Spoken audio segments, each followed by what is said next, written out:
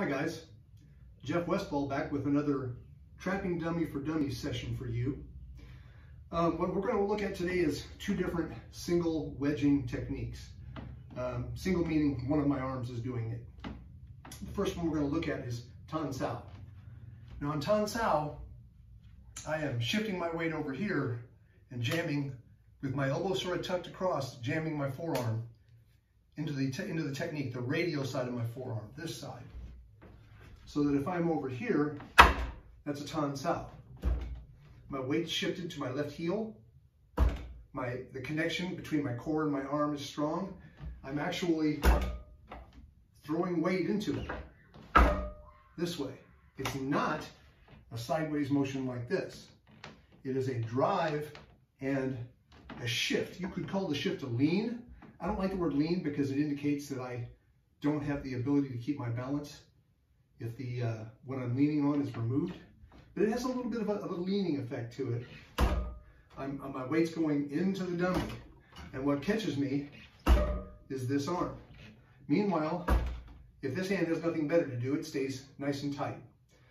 Now, I'm not sticking strictly to Wing Chun rules and laws, but generally speaking, I like the idea of keeping this on the center if I don't need to do something else with it. So I can Tan Sao to either side, shift to the heel, that's my Tan Sao. My Bong Sao. Bong Sao is, now I don't do great Bong Saos anymore, my shoulders are both plastic and titanium, and I don't have the range of motion I used to have. And internally rotating and keeping my shoulder down is very difficult for me now. But a Bong Sao is kind of like a corkscrew. It goes around the corner. Some people insist that you must not let this bend because that gives your opponent a chance to do a wrist lock on you. Good luck doing the wrist lock on me. I feel just as good here against a wrist lock as I do straight. Straight is definitely where I want to be if he's going for a wrist lock. But I've always enjoyed doing my Bong Sao like this, and no one's ever been able to pull a wrist lock off on me except maybe the first guy the first day who showed it to me. So Bong Sao, Bong Sao. Again, your weight is shifting. This is not a lateral banging motion. This is a corkscrew motion. In a way, so is your Tan Sao. I'm corkscrewing, I'm corkscrewing. So I'm back between the arms, Bong Sao, Bong Sao.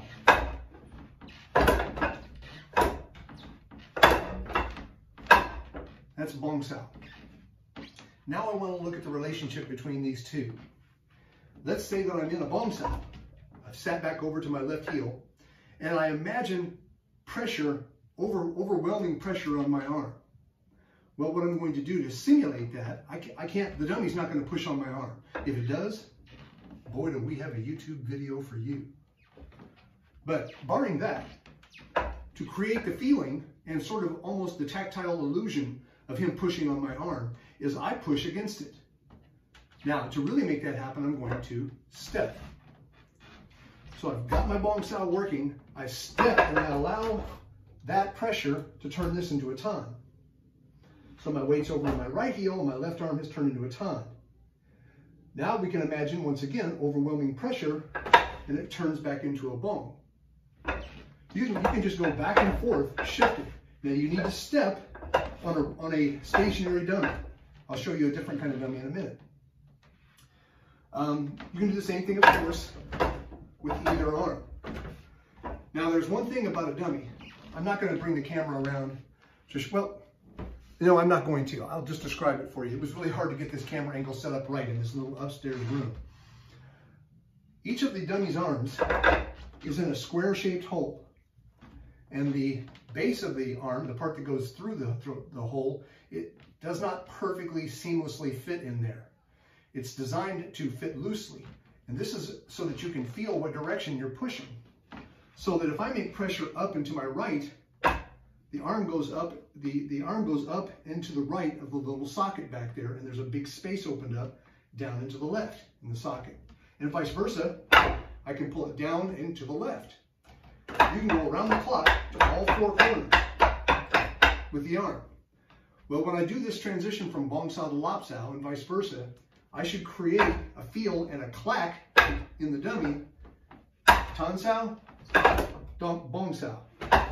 I just pulled it down into the lower right corner, and I just pushed it up into the upper left corner.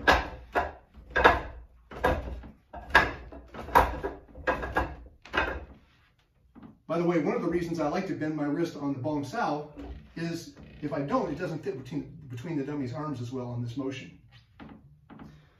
Tan sao, bong sao, tan sao, bong sao, tan, bong. Shift to the right heel, shift to the left heel. So they connect with each other, and you can create the illusion that someone's pushing on your arm by simply moving sideways. Now, let's change that. I just pulled the pin on this dummy. That's not, fortunately, that will not make it explode. Instead, what it's going to make it do is activate the fact that this is a special brand of dummy. It has the ability, it's spring-loaded, and it comes back to center.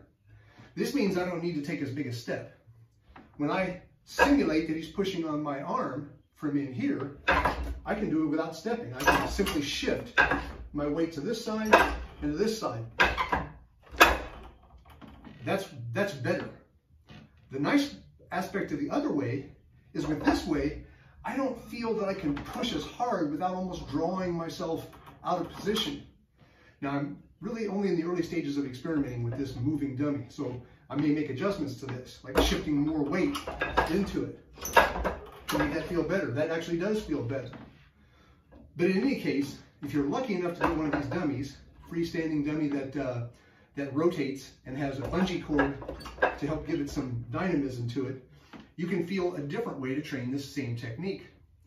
But to be honest, if you can't afford that, you know, get your cousin or your brother or your training partner, because a human arm is what we're actually training against anyway. So you don't need a great dummy. I've just been teaching martial arts a long time, and I have a lot of toys. So I hope you found this useful. The bong sao and the tan sao and the relationship are one of the many relationships between the two, and understand this concept of fooling with reality by stepping to create pressure and simulate the idea of the opponent pushing. If you can learn to do those things and shift your weight correctly back and forth over and over again, you get a nice little workout, and you're beginning to build the foundation of some of the more complex trapping skills on the trapping dummy. I hope you found that useful. Take care, wash your hands, and stay safe. I'll see you next time on Trapping Dummy for Dummies.